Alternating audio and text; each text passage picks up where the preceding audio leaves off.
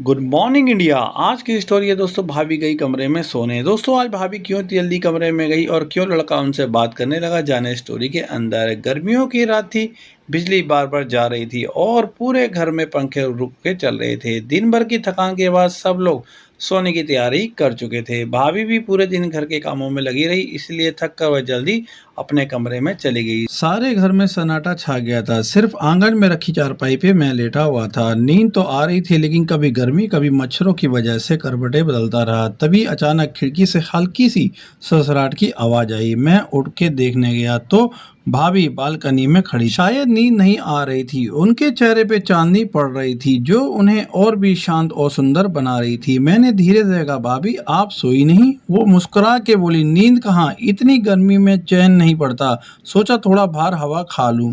मैंने मजाक में कहा, तो चलिए आंगन में बैठते हैं और यहाँ हवा ज्यादा है। भाभी ने कुछ पल सोचा और हाँ कर दी। हम दोनों आंगन की चारपाई में बैठ गए। हल्की ठंडी हवा चल रही थी, आसमान में तारे चमक रहे थे। भाभी ने कहा, कभी कभी लगता है कि यूं ही बैठकर बातें करते रहें तो सारी थकान उतर जाती है। मैंने उनकी तरफ देखा और उनकी आंखों में स्नेह और अपनापन था। उस पल मुझे एहसास हुआ कि भाभी सिर्फ घर की जिम्मेदारी नहीं निभाती, बल्कि सबका ख्याल रखकर रिश्तों को भी संजोए रखती है।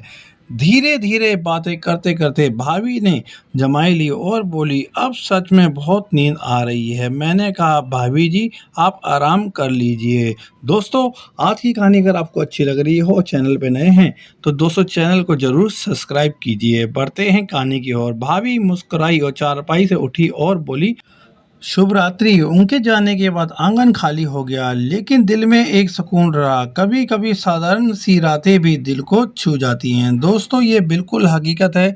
हमारे घर की महिलाएं बहुत कुछ बोलना चाहती हैं, लेकिन दोस्तों उनको बोलने का मौका नहीं दिया जाता। दोस्तों उनके भी अपने अरमान हैं, अपने सपने हैं, वो भी अपनी ज़िंदगी जीना चाहती हैं। दोस्तों अगर आप इस चैनल पर आज नए हैं तो दोस्तों इस कहानी के बारे में आपके क्या विचार हैं, कमेंट सेक्शन के अंदर अपनी राय दें। साथ में दोस्तों चैनल को सब्सक्राइब करें, जिससे मेरा हौसला बढ़े, नेक्स्ट टाइम मैं आप सबके लिए अच्छी कहानी ला सकूं। आप सबका दिन शुभ रहे।